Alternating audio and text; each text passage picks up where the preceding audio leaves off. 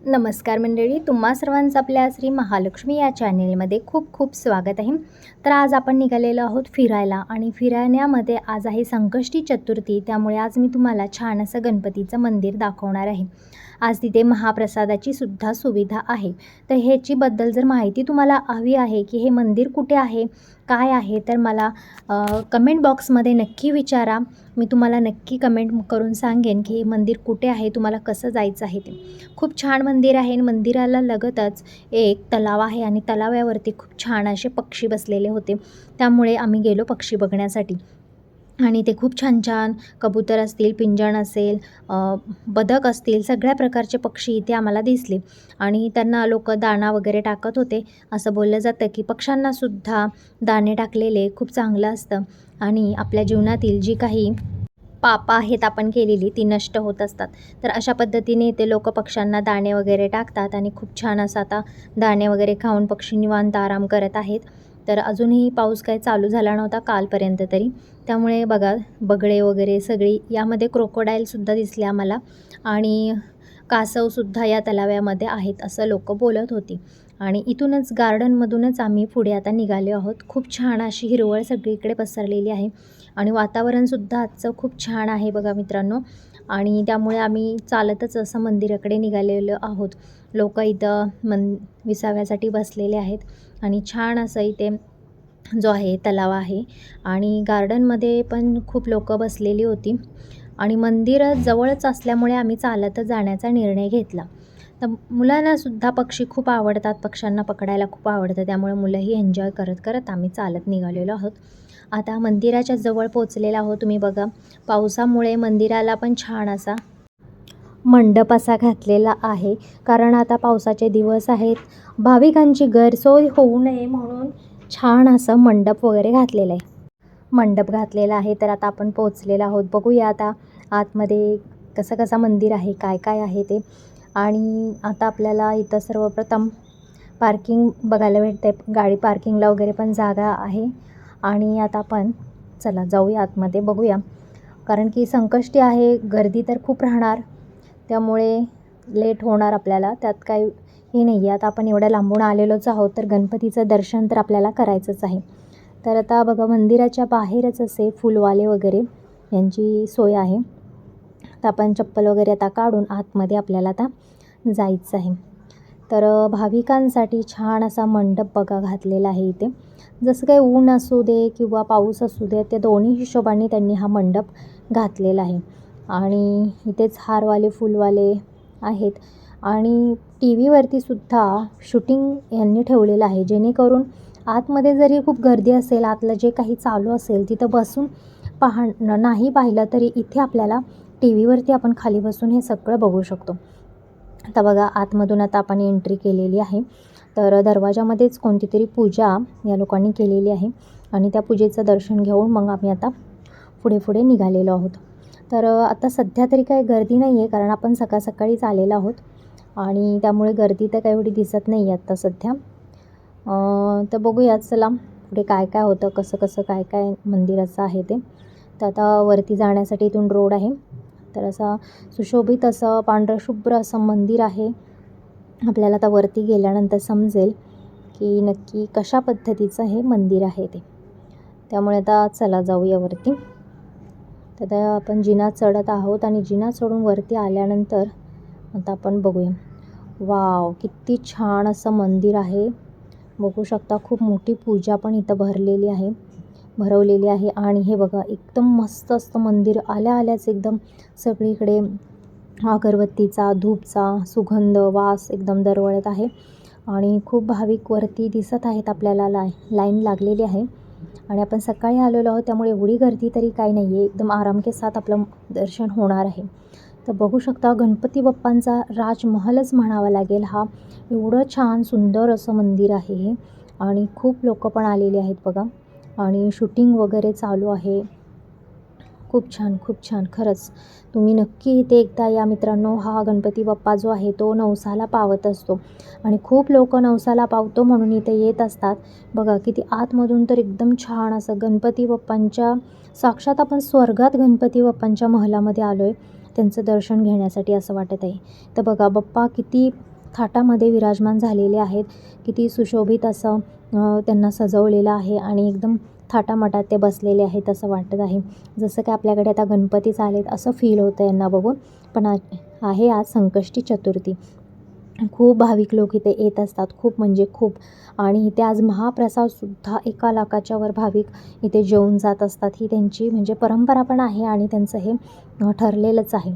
आणि बघू शकता तुम्ही नारळ वगैरेसुद्धा लोक ह्यांना जर गणपतीला आपण एखादा नवस बोलला तर तो पूर्ण करायचा असतो आणि त्यासाठी सुद्धा खूप लोक येऊन आपला नवस पूर्ण करत असतात. म्हणजे 11 नारळ, 21 नारळ असं जे काही बोललेलं आहे बघा. ताटामध्ये सुद्धा हे भाविक आपले नारळ घेऊन आलेले आहेत. त्यामुळे हा गणपतीला बोलतानाच बोलतात की हा नवसाला पावणाराच गणपती आहे म्हणून. कारण तुम्ही बघू शकता मंदिर पण आणि इथले जे सगळं म्हणजे वातावरण आहे ना, त्या हिशोबाने आपण बघू शकतो की हा खरंच नवसाला पावणारा गणपती बाप्पा आहे म्हणून. कारण की दरवाजे वगैरे खूप असं महलच म्हणावा लागेल हा. गणपती बाप्पांचा महलच हा थोडक्यात आहे. जो स्वर्गाचा असा आपण चित्र अनुभवतो ना आपल्या डोळ्यासमोर, त्या पद्धतीने बघा शूटिंग वगैरेसुद्धा इथं चालू आहे आणि त्यामुळे खूप छान असं मंदिर आहे. इथे भाविक लोक थोडा वेळ बसलेले आहेत निवांत. वरती एवढा पेस नाही आहे जास्त लोकांसाठी बसण्यासाठी. पण इथे पण खूप मोठी गणपती बाप्पांचीच पूजा आहे ही पण. खूप होम हवन वगैरे चालू आहे. सगळे नवग्रहांची पूजा आहे, लक्ष्मीची पूजा आहे, सगळं इथं पूर्ण म्हणजे इथे पण ही दिसते ती गणपती बाप्पांची मूर्ती आहे. हा कलश आहे आणि ही नवग्रहांची पूजा बोलली जाते असं बाप्पांची पूजा घातलेली आहे. होम हवन चालू आहे आणि मंत्र जाप वगैरे सगळं काही इथे चालू आहे. त्यामुळे अतिशय प्रसन्न असं वातावरण इथे झालेलं आहे. बघू शकता तुम्ही. सगळे इथे नवग्रह आहेत, लक्ष्मी आहे, गणपती बाप्पा आहेत. खाली पण एक छोटी मूर्ती गणपती बाप्पांची आहे. त्यामुळे खूप छान असं वातावरण झालेलं आहे बघा. आणि मंदिर तर खूपच छान, खूप छान वाटलं इथे येऊन आम्हाला. म्हणजे असं वाटलं नाही की इथं येऊन काहीच नाही, वेगळं काहीतरी दर्शन भेटलं आम्हाला. नवग्रहांचं दर्शन करायला भेटलं. बघू शकता तुम्ही. यांचं दर्शन जरी झालं आपल्याला असं तरी किती मनाला प्रसन्न वाटत असतं. आणि शेवटी हे गणपती बाप्पांचं जे मंदिर आहे ते खूप काळापासून इथे आहे आणि सगळे बोलतात हा नवसाला पावणारा गणपती आहे. त्यामुळे तुम्ही पण नक्की या गणपतीकडे तुमचं एखादी मनोकामना पूर्ण होत नसेल तर नक्की गणपतीला या तुमची एखादी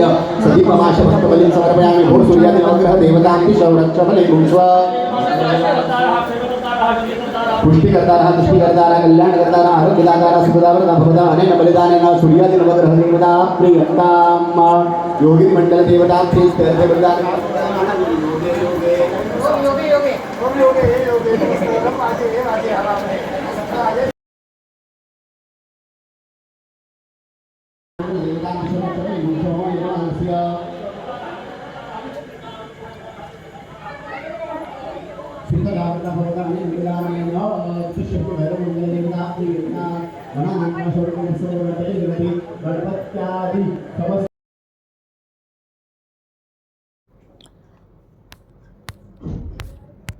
तर आपण लवकर पोहोचलो म्हणून पण इथे आता गर्दी हळूहळू वाढायला लागलेली आहे. आणि इकडे डाव्या बाजूला जे आहे जेवणाची सोयीसुद्धा आहे. म्हणजे महाप्रसादाची सोयीसुद्धा इकडे केलेली आहे.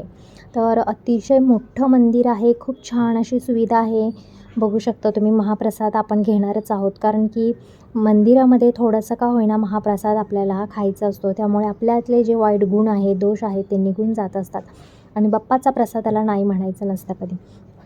तर मंदिराच्या खाली एक छान अशी तुळस आहे बघा. खूप छान अशी तुळस आहे आणि इथून पण व्ह्यू असा खूप छान येतो कारण मंदिरच एवढं छान आहे. पण आता ते पावसामुळे थोडंसं त्यांनी झाकल्यामुळे तुम्हाला पूर्ण व्ह्यू तुम्हाला देता येत नाही मंडप घातल्यामुळे. पण खूप छान असं मंदिराचा व्ह्यूज इथून येऊ शकतो.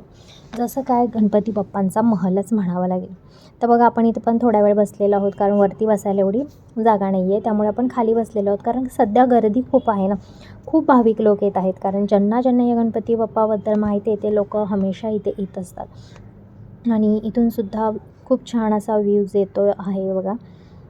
सगळं आपल्याला मंदिरातलं दिसू शकतं की वरती काय चालू आहे ते.